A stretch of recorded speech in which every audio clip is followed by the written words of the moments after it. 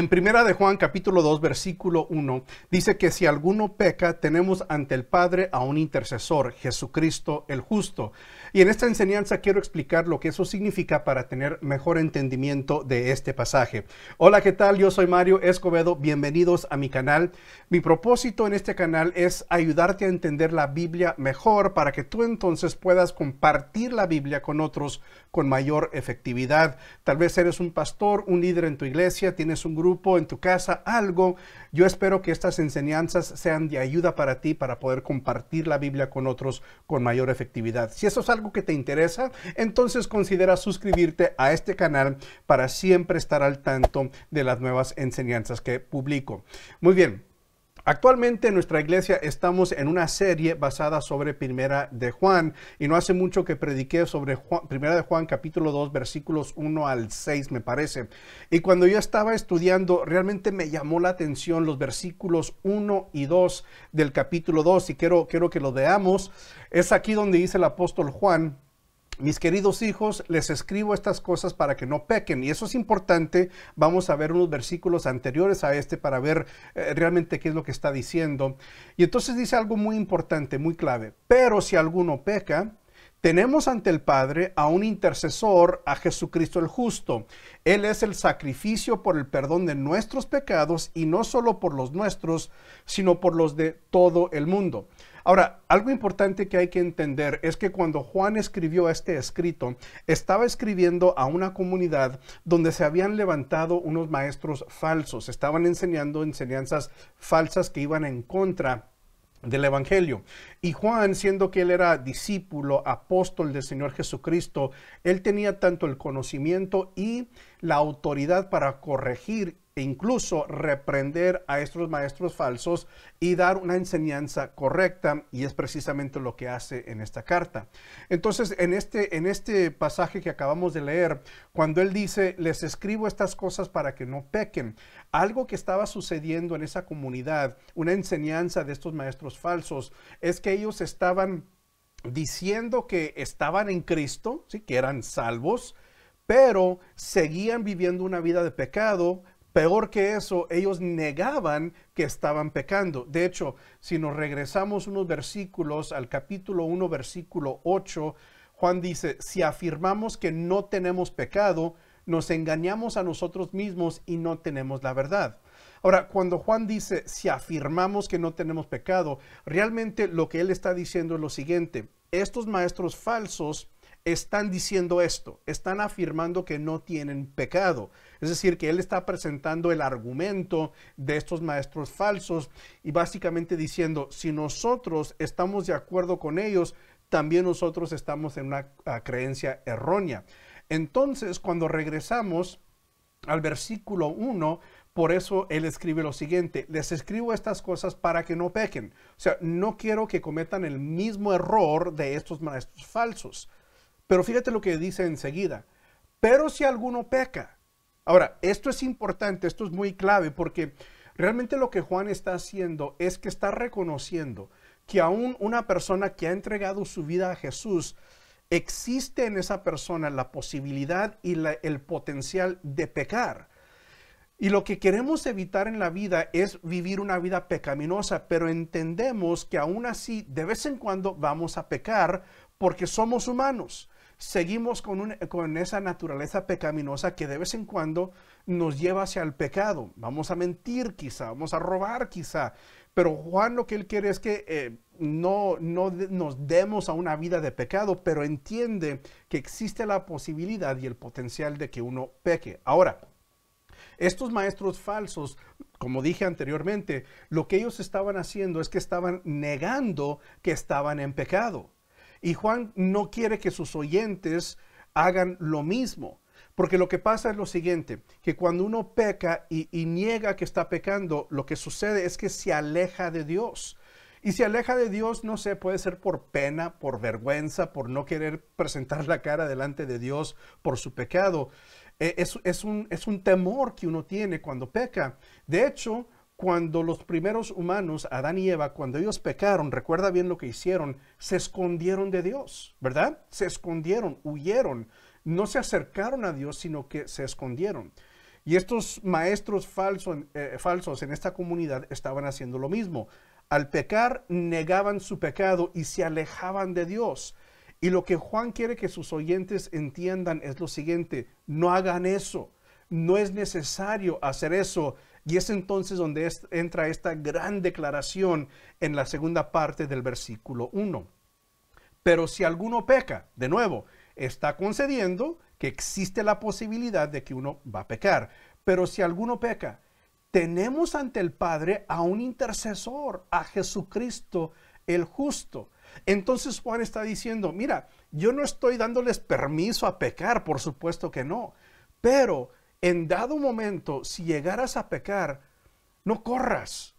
No, la reacción correcta no es huir de Dios, sino que acercarte a Dios, no en tus propios méritos, no porque tú mereces algo de Dios, sino porque tienes a un intercesor, a Jesucristo. Cuando llegaras a pecar, tú tienes a un intercesor, a Jesucristo, quien aboga por ti. Y él describe a Jesucristo con un título muy importante, el justo. Y voy a regresar a eso en un segundo, pero quiero brincarme ahora al versículo 2, porque esto es igual de importante. Sigue diciendo Juan, él, hablando por supuesto de Jesús, él es el sacrificio por el perdón de nuestros pecados, y no solo por los nuestros, sino por los de todo el mundo. Ahora, esto es importante. Jesucristo se sacrificó. Cuando dio su vida en la cruz, él se sacrificó por nosotros, por nuestros pecados. Y cuando nosotros depositamos nuestra fe en Jesucristo y en su sacrificio en la cruz, entonces nuestros pecados son perdonados. Ahora, yo lo veo de esta manera, lo explico de esta manera. Me voy a usar a mí mismo como un ejemplo. Yo he pecado, por supuesto, ¿no? Yo he pecado. Y mi pecado causa que yo sea merecedor del castigo, del juicio y de la ira de Dios. Es lo que yo merezco por causa de mi pecado. Y vamos a decir que yo estaba justo directamente en el fluir de el juicio, el castigo y la ira de Dios. Sin embargo, Jesús como que llegó y me empujó, me hizo a un lado de ese fluir del castigo de Dios, y él se paró en el fluir del castigo de Dios, y él se sacrificó, y él recibió todo el castigo, toda la ira, todo el juicio de Dios que era para mí. Jesús se sacrificó y él recibió todo lo que realmente era para mí. Y entonces cuando yo pongo mi fe en Jesucristo y en su sacrificio, mis pecados son perdonados, no por algo que yo hago, sino por el sacrificio del Señor Jesucristo. Yo escuché a un pastor, perdón, tal vez lo conoce, se llama John MacArthur, un pastor estadounidense, y él dijo algo muy profundo que a mí me causó pensar mucho. Él dijo, Dios me trató a mí como si yo hubiera vivido la vida de Jesús, y trató a Jesús como si Jesús hubiera vivido la vida que yo viví. Y eso habla del sacrificio de Jesús, que él recibió el castigo que realmente era mío, ¿sí? Y entonces yo pongo mi fe en el Señor Jesucristo y en su sacrificio, y recibo perdón por mis pecados, no por mi mérito, sino por el sacrificio del Señor Jesucristo. Ahora, dije que iba a regresar a ese título, el justo. Y es importante que Juan usa ese título en este versículo. No es casualidad, no es algo que él nada más dijo, a ver qué pongo aquí. No, no, no. Es algo intencional e importante que escribe Juan en este versículo cuando él nombra a Jesús el justo. Y esto es lo que significa que solamente Jesús pudo morir en lugar del pecado o en lugar de la humanidad, digamos, en mi lugar. Solamente Jesús vivió una vida sin pecado, una vida perfecta y santa, sin pecado, justo es Él, ¿verdad? Y solamente Él pudo morir en mi lugar por mis pecados. Y eso siendo el caso, solo Jesús puede interceder por mí, porque solo Jesús pudo morir por mí. Vamos a decir, quiero explicar esto un poco más. Vamos a decir que tú pecas, ¿sí? Y yo digo, no te preocupes, yo voy a interceder ante el Padre por ti. y me presento delante del Padre y digo, mira, perdónalo, Señor, mira, no tomes en cuenta su pecado, no lo hagas, y yo estoy intercediendo por ti. ¿Te puedes imaginar? Dios como que me puede ver a mí y decir, oye, Mario, pero es que tú estás en la misma condición que esa persona. Tú eres igual que pecador que esa persona. ¿Tú qué mérito tienes para interceder ante mí por esa persona si tú eres igual de pecador? ¿Te das cuenta? No funciona. No hay ni un ser humano en toda la historia de la raza humana, no hay ni un ser humano que puede interceder por otro ante el Padre en el contexto que está hablando Juan, por los pecados de uno, porque todos estamos en la misma condición pecaminosa. Solo Jesús, el justo, por eso dice Juan, el justo, solamente Jesús, el justo, puede interceder ante el Padre por nosotros. ¿Por qué? Porque Él nunca pecó, porque Él fue el sacrificio perfecto por cada uno de nosotros. Él llevó nuestra carga, Él llevó nuestro castigo sobre Él mismo cuando fue crucificado sobre la cruz. Y ahora, siendo que solo Él en su perfección pudo morir por nosotros, ahora solamente Él puede interceder ante el Padre por nosotros. Yo creo que esto nos debe infundir aliento, ¿sí? Saber que cuando pecamos tenemos no a cualquier persona, tenemos a Jesucristo mismo intercediendo ante el Padre por nosotros. Que Jesucristo dice, Él, ella, es perdonado, es perdonada por mi sacrificio, porque puso su fe en mí, en mi obra en la cruz, en mi sacrificio en la cruz. Padre, están bien, están bajo mi sacrificio. Entonces, no, yo ya llevé el castigo de ellos, yo ya llevé la ira de Dios de ellos sobre mí, sobre la cruz. Qué bonito pensar que Jesucristo, Dios mismo incluso, intercede por nosotros cuando pecamos. Y para mí una aplicación linda, que es para nuestras vidas, por supuesto, pero que puedes compartir con aquellos que les estás compartiendo la Biblia, es entender esto. La tendencia, el instinto humano al momento de pecar es huir, es alejarte de Dios por vergüenza, por pena, por coraje, qué sé yo, ¿no? Alejarte de Dios cuando hayas pecado. Pero yo siento que este pasaje nos enseña todo lo opuesto. Cuando peques, acércate a Dios. Acércate a Dios. ¿Por qué? Porque tienes a un intercesor, a Jesucristo mismo, el que se sacrificó por ti, está intercediendo ante el Padre, abogando por ti.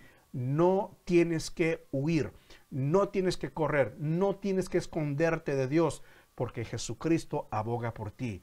Y yo como pastor, una y otra vez he visto a personas que pecan y se alejan de Dios. Y platicas con ellos después y te revelan, te dicen, es que me sentía tan culpable, es que no, ¿cómo voy a dar la cara ahí? Y uno dice, no se trata de eso, servimos a un Dios de gracia, de perdón y de amor. Él obviamente está triste cuando pecamos contra Él, pero en su Hijo Jesucristo y en su sacrificio tenemos perdón de nuestros pecados e incluso tenemos a un intercesor, a Jesucristo el justo. Y de hecho, un versículo muy, pero muy conocido en Primera de Juan es el capítulo 1, versículo 9. Si confesamos nuestros pecados, Dios, que es fiel y justo, nos los perdonará y nos limpiará de toda maldad. Date cuenta, comparte esto con la gente que está bajo tu cargo espiritual. No corras, no te escondes de Dios. Si has pecado, puedes confesar tus pecados a Él, sabiendo que tienes a un intercesor, a Jesucristo mismo, que se sacrificó por ti y que Él te perdonará. No huyas, no corras de Dios, acércate a Él confiando no en tus méritos, no en quién eres tú, confiando en el sacrificio de Jesucristo, el justo. Qué bonito versículo, ¿no? Y qué bonito saber que cuando pecamos tenemos a alguien, y no cualquier persona, a Jesucristo mismo, intercediendo por nosotros ante el Padre. Espero que esto te haya ayudado a entender mejor esta porción de la Biblia. Comparte este video, dale un like, deja un comentario, y si no lo has hecho aún, considera suscribirte a este canal. Dios te bendiga, nos vemos a la próxima.